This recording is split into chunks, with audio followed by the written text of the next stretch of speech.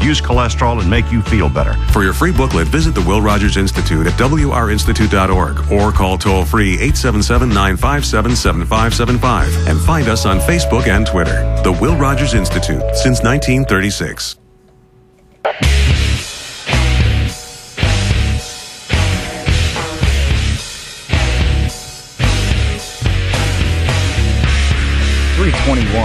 Right here on the Tyler Werner Show on Kutztown Radio today, talking a mix of Philadelphia sports. As you know, again, as I mentioned this week and last week, there's just not too much going on right now, with the exception of Phillies baseball. That is, the season is kind of declining as we continue to witness. And I mean, you have rookie OTAs with the Philadelphia Eagles right now, so I guess that's interesting. We do have some interesting Eagles talk to get to, and some NFL Network talk to get to. As this past week, they unveiled last week they started unveiling their annual top 100 players of the upcoming season, which is voted on by the players. Which. We'll get to that. And obviously, again, I mean, we have an interesting NHL and NBA final series that we have coming up. The LA Kings and the New York Rangers are coming up. I made a few weeks ago, when those series were starting, for the NBA and the NHL, the conference final series, I made predictions for each series, and I realized I got both my NBA predictions right as far as the teams moving on. I took the Heat in 6 over the Pacers. The Pacers had been spotty throughout the playoffs, and the Heat were just they were dominating their series, and they were getting extra rest when they were blowing out their opponents in their series, and but then the NHL, I mean, it was less predictable. I mean, you had what? I mean, you had the intangible, I guess, of the Montreal Canadiens, losing what was a very a pretty hot goaltender, and going out in the first game, and the Rangers just kind of taking over the series and winning that series, and moving on, And then, of course, you had the LA Kings and the Chicago Blackhawks once again meeting in the Western Conference Finals, just like last season. Although this season, it was the LA Kings that moved on. And it was interesting, too. Last year, the Kings were leading that series 3-1 against the Blackhawks, and the Blackhawks rallied back 3 games to win the series 4-3, if I'm not mistaken. And then this year, it was the same situation. 3-1, the Kings were up. Blackhawks, make a comeback attempt, but ultimately the LA Kings held off the Blackhawks this time. And for the second time in 3 years, the LA Kings are back in the Stanley Cup Finals. And I think it's going to be a good series, but I think the LA Kings are going to take this series. And also to mention, speaking of the LA Kings, I mean, if you look at their roster, it's kind of a shame. I think I find that a lot of Flyer fans are rooting for the LA Kings, or root for the LA Kings when the Flyers are out of it, because there are several ex-Flyers that the Flyers, when the players were young, the Flyers kind of gave up on them. They went to the LA Kings, and now they could be, a lot of, several of these players in the Kings roster could be looking at their second Stanley Cup in 3 years. So, it's kind of like the Flyers of the Western Conference, some would say. I mean, you've Justin Williams, right winger. I mean, he was on the Flyers about 10 years ago, in the beginning of his career, and as a young guy, the Flyers kind of gave up on him. Jeff Carter, another guy. Mike Richards. Yeah, Mike Richards has really been sharp in the playoffs.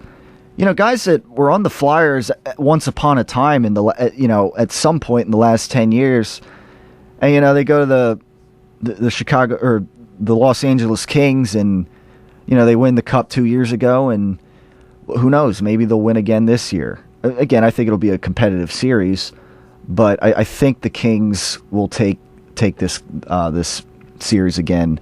Again, a lot of guys with recent Cup experience on this team, and you got a great goaltender in Jonathan Quick, obviously. Probably a top 3 goaltender in the NHL. So, yeah, it looks like it should be a good series, though. The Rangers, not a lot of star power on that team. They got a great goaltender as well. But, not a lot of star power on the team, really, if you look at it. But they've been solid. They upset the Pittsburgh Penguins in a 4-3 series, a series in which they were down 3-1. And, really, they play great defense, really. And we saw that in the Flyers series, and, again, it goes back to great goaltending. But yeah, speaking of the Flyers, it kind of goes back to, I look at these two teams in the Stanley Cup Finals, and even, some of the teams that made it further in the playoffs than the Flyers themselves. And I try to compare, the Kings and the Rangers, what they have in the Flyers, what the Flyers could use to maybe be in this position. And again, part of it is, maybe the Flyers not giving up on some of these young players too soon, like, that have gone to the Kings. That's one of them.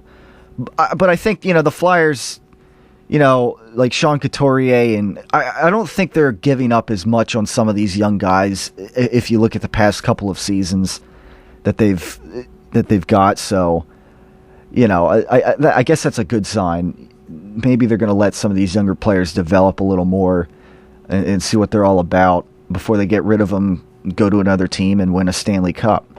You look at goaltending, obviously, 2 top 5 goaltenders in this NHL series. Jonathan Quick, Henrik Lundqvist.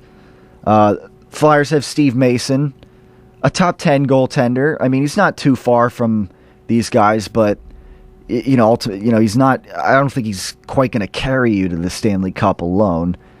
You got a decent backup in Ray Emery. The defense, obviously, they could use some work on defense. They got some aging defenders and aging forwards that they could definitely benefit from. And again, I think a lot of this goes back to the fact that the Flyers, as far as skill players goes, they kind of only really have, Claude Giroux and Jake Voracek as standouts. To a lesser extent, Wayne Simmons.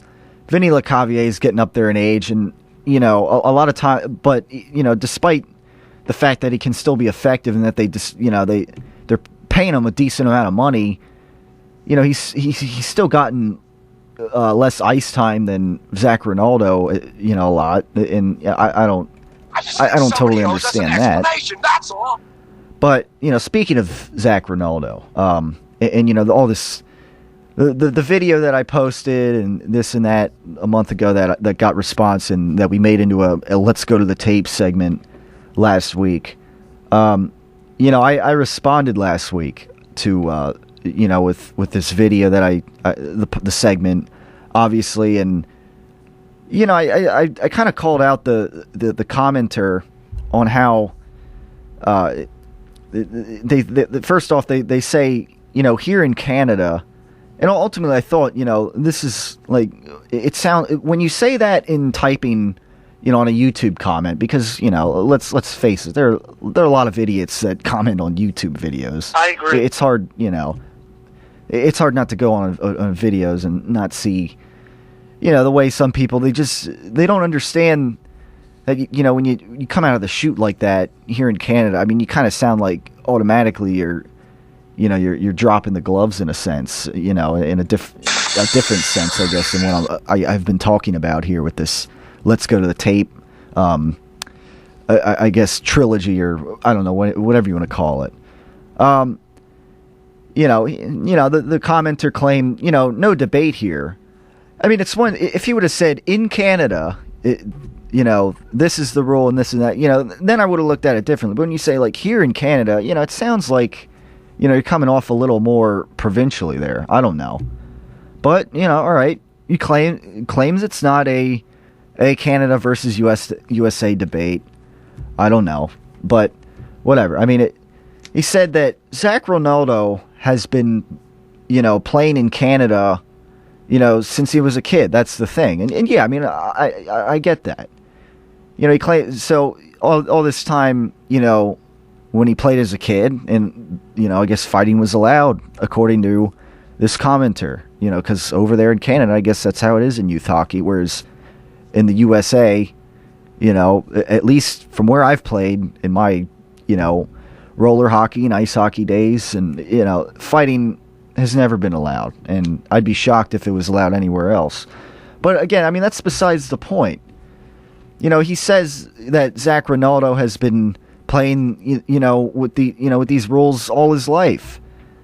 And, I get that, but then again, I mean, there are a lot of other Canadian players that are legends in this league. There are great players from Canada who have grown up in Canada, play with the same rules, but they don't play with that same mindset, with the same tactics.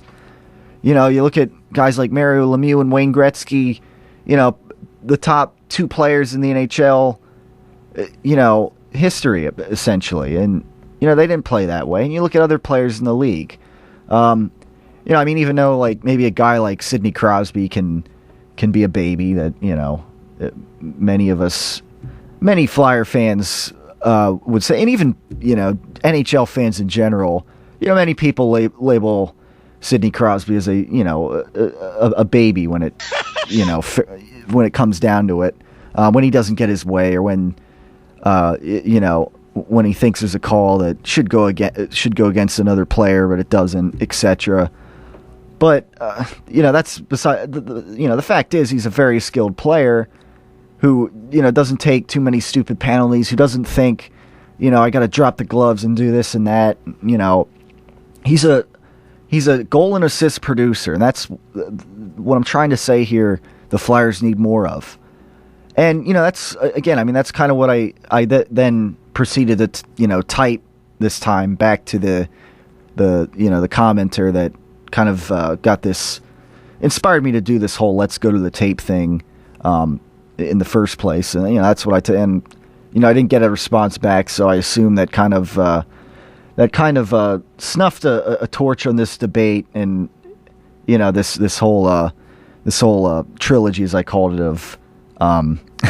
of let's go to the tape for now. But who knows? Maybe another video I'll post and somebody else will comment on it similarly, and spark another debate, and ultimately another let's go to the tape segment here on the Tyler Werner Show. But as I mentioned earlier in the show, in the first part, we're gonna roll out another new segment today called Summer Stories. And just so we're all aware, in the beginning of the show, for the first segment, I forgot to start the podcasting of the show, but so unfortunately the first segment of the show will be non-existent in the podcast later, and so that's my bad there. I was getting everything together, but anyhow, fortunately for this part of the show, for what we're going to call Summer Stories, is going to will be on the podcast if you want to hear it again later. I think it should be a pretty good segment. So, without further ado, let's start out with the first edition of Summer Stories right here in the Tyler Werner Show. And again, I mean, these stories can be, I think they're all kind of humorous, but, as far as what I'll roll out in the coming weeks as they accumulate throughout the summer here. But for all intents and purposes, my summer really began almost a month ago, and it's hard to believe it's a month in, when classes ended. This will be the longest summer for me ever. But a few weeks ago, and I think it was maybe like the first week into summer, this is a pretty good one. I was laying down in bed, and it was like the first, or it was like 1 o'clock or something. I don't know, but I was starting to drift off to sleep. I was, it's not very hard for me to fall asleep at night, really. I mean, I can fall asleep pretty quickly. But I start to get in that phase where I'm drifting off, come a little, I'm like subconsciously awake or aware, I guess you could say. And, I sleep down in the basement, I'm a commuter here to Kutztown, and, for me, that's the economical way. So, if you want to make fun of me for that, I mean, I guess be my guest. But anyhow, I like to sleep down in the cool basement, especially during the summer, year round. But I hear a noise coming in from the next room, the cellar, like an odd voice. Now, yeah, an odd like grumbling kind of that I can't comprehend in this like subconscious state that I'm at. Now I'm like a little bit startled. Like, now I'm back to, a more conscious state. I'm trying to like, I hear, and I hear it again. I'm like, what's that grunt? Like, is there like some strange animal that's like, or I don't know, some strange creature in there? Not that I get, jumpy or have ever had like this fear of monsters or whatever, like, as a kid or anything like that. But so I'm listening again, and I hear it again. I'm like, that sounds like a voice. Now, in the next room over that, it's kind of like the washing machine room, and it's kind of like a storage room. And, we have, there's so much like, there's actually like so many toys from, my brothers and I, youth days that are stored over here in this next room. And then I realize what the voice is. And I just start busting out laughing in a sense here at, 1 o'clock in the morning. First, I'm thinking like, is this some kind of odd creature over there? For whatever reason, at this time of night, I don't know what did it, but there's like this 3CPO from Star Wars voice box toy that somehow self-activated itself in the middle of a nice May night or whatever you want to call it.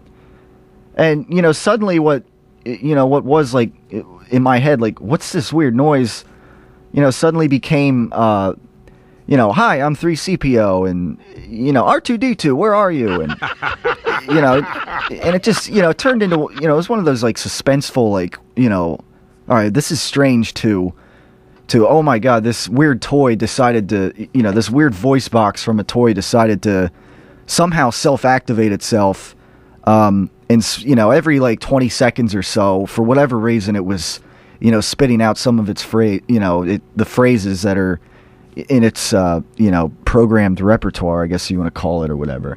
I don't know. And the funny thing is too, I mean, it's from a toy. Like, I think the actual like 3CPO part of it, that was like plastic, for whatever reason, I think we like burned it years ago, and for some reason we even have home video footage of it somewhere. Okay. I think, and I don't know, that wasn't my decision, but we kept the voice box part of it, I guess you could say, and probably hasn't seen a battery change since the 20th century, perhaps literally, and for whatever reason, it just, on that night, as I'm drifting off to sleep, somehow it self-activated itself, and after a few minutes of saying its phrases every now and then, it just then it just stopped. But yeah, I mean, so that's the first, the debut edition here of Summer Stories right here on the Tyler Werner Show. And again, I got more, so in the next few weeks we'll roll them out, and as we move through the summer here, maybe more stories will pop up, and yeah, I mean, if anybody else has a funny story out there like that they want to share, be my guest, on the Facebook page or whatever.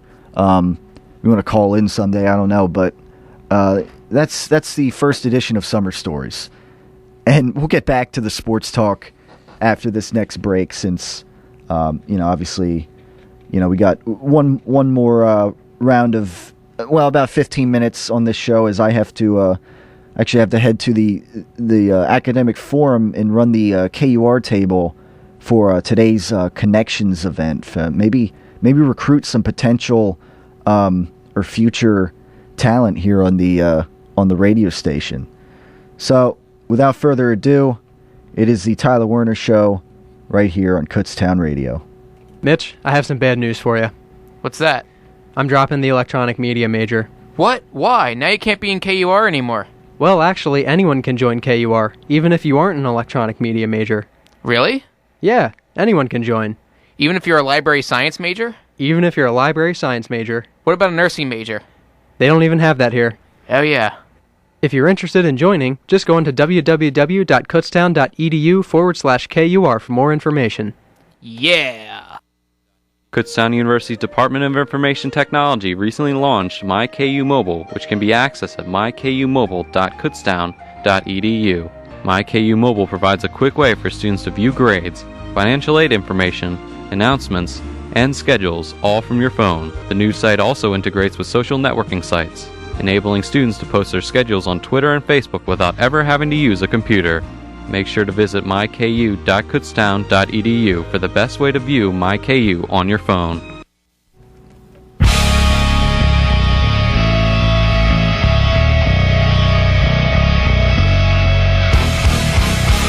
.342 right here on the Tyler Werner Show on Kutztown Radio. Now, as I mentioned earlier, the Philly season is, I think, in that decline through the summer. It's sort of going to be a long summer, as some would say, as far as Phillies baseball goes.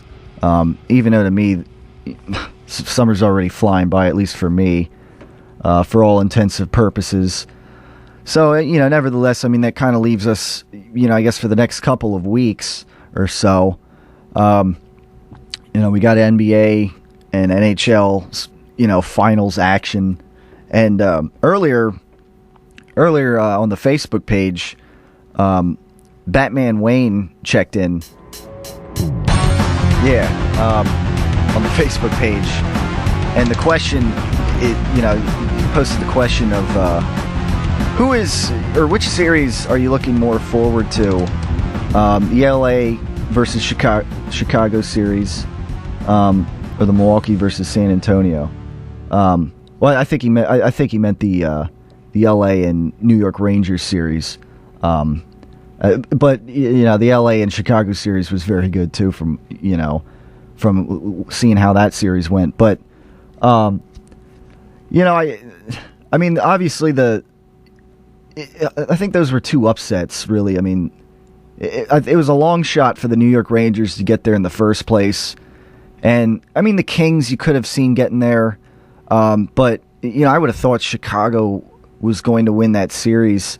But, Chicago fell behind 3-1. And, they kind of had to dig themselves out of another hole like last season. But this year they couldn't do it. I don't know. I think,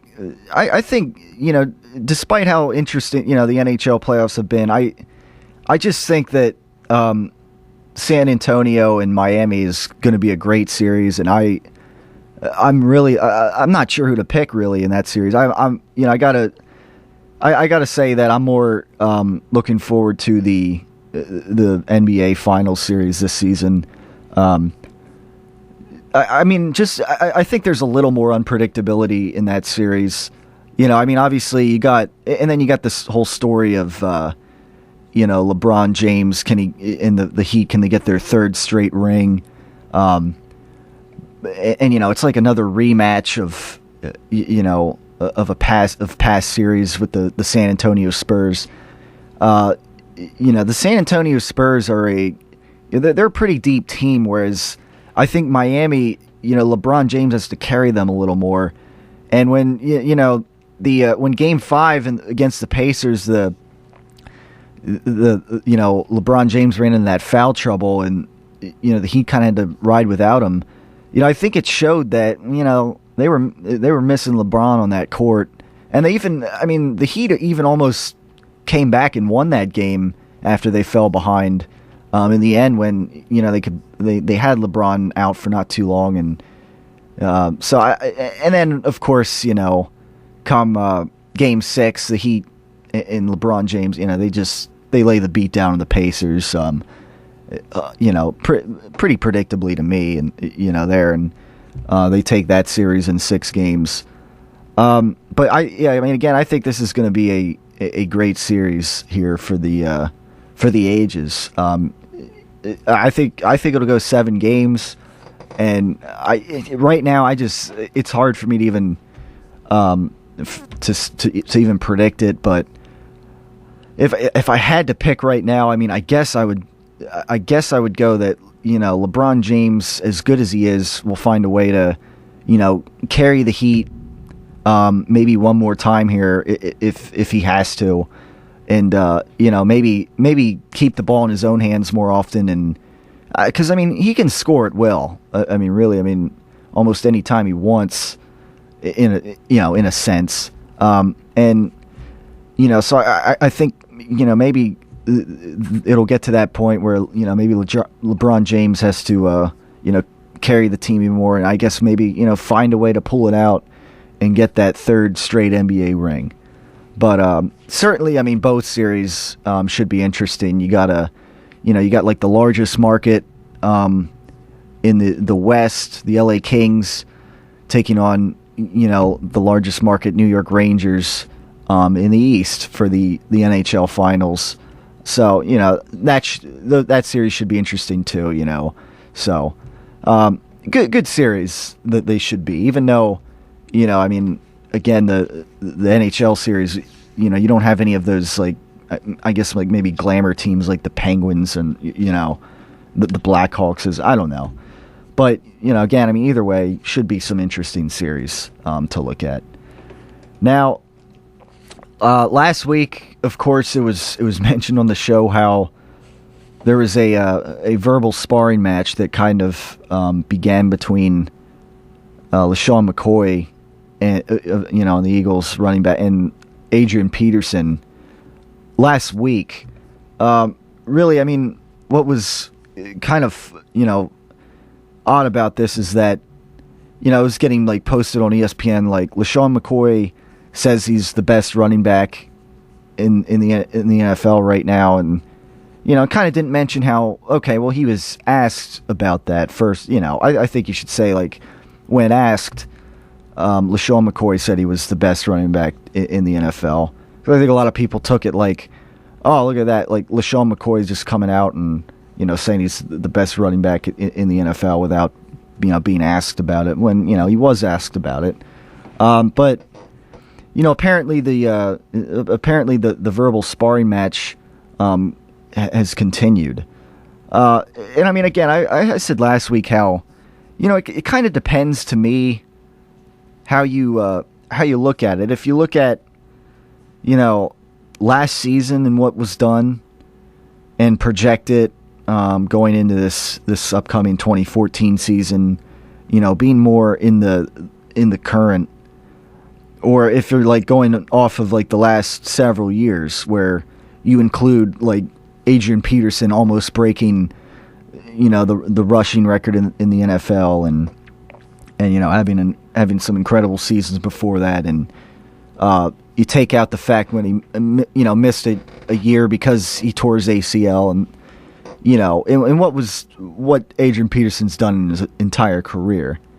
Because I say, if you look at it more currently, LaShawn McCoy has a point, and I'm not this.